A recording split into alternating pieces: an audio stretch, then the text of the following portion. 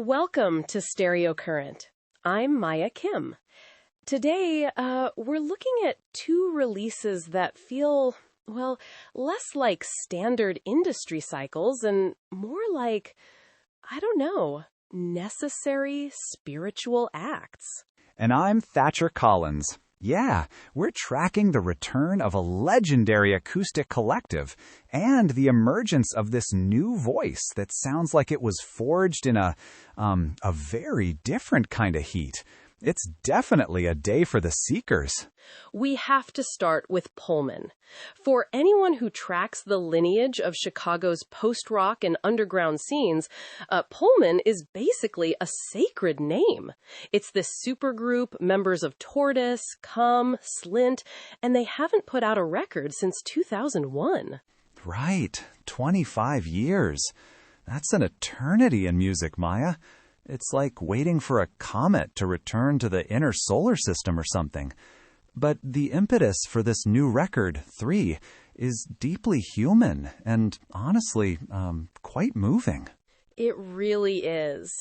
The catalyst was drummer Tim Barnes's diagnosis with early-onset Alzheimer's back in 2021. And, as a reporter who covers public health, I find the intersection of neurology and creativity just fascinating. When language starts to fail, the musical centers of the brain, they often stay resilient. So this album was a way for Tim's friends, Bundy K. Brown, Doug McCombs, the whole crew, to keep him engaged in the world through sound. Yeah. And there's this beautiful, awe-filled quality to how they approached it. They recorded loops and ideas, sending them to peers in Sonic Youth and Wilco. It wasn't a standard studio session. It was more like a constellation of friends sending signals to one another. The result is this, well, they call it a dream state. It's atmospheric and really expansive. Exactly. Brown mentioned that as Tim's condition progressed, his ability to handle the technical mixing faded, but that ability to feel the rhythm, that didn't go away. Even in a care facility, Tim still picks up hand drums when he hears the music. It's a powerful reminder that music isn't just entertainment, it's a biological tether. Right. It's about existing even when you're disconnecting from the physical world.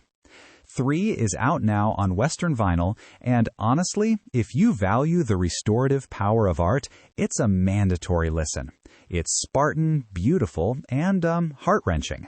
Okay, switching gears from the ethereal to the visceral, let's talk about Yavenirie Amok.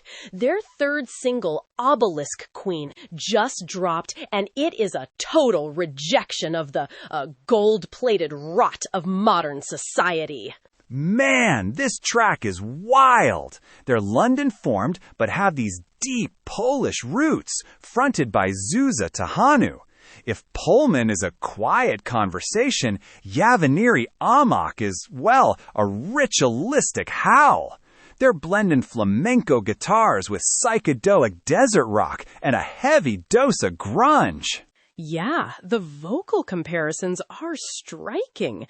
Critics are hearing the spectral precision of Susie Sue mixed with the ferocity of, Florence Welch. It's rare to find a band that can balance that much arcane heat without losing the melody entirely. Right, and it feels very downtown critic in its ethos. They're basically saying that aesthetics have overtaken ethics, and culture is being, gnawed apart by profiteers.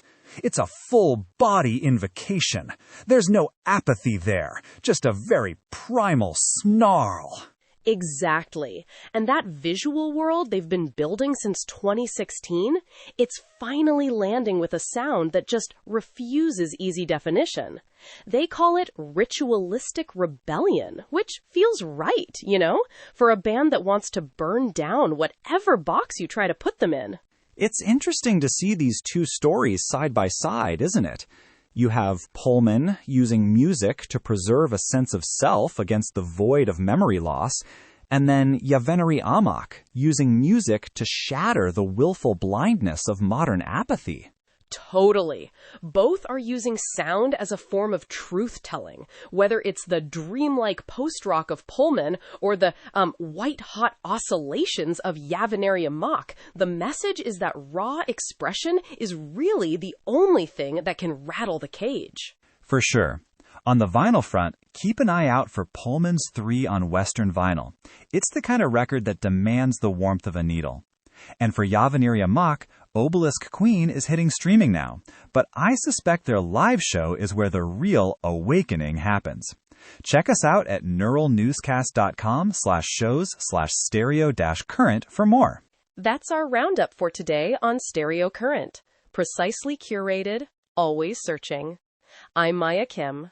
And I'm Thatcher Collins. Keep your ears open and your eyes on the stars. We'll see you tomorrow. Neural Newscast is AI-assisted, human-reviewed.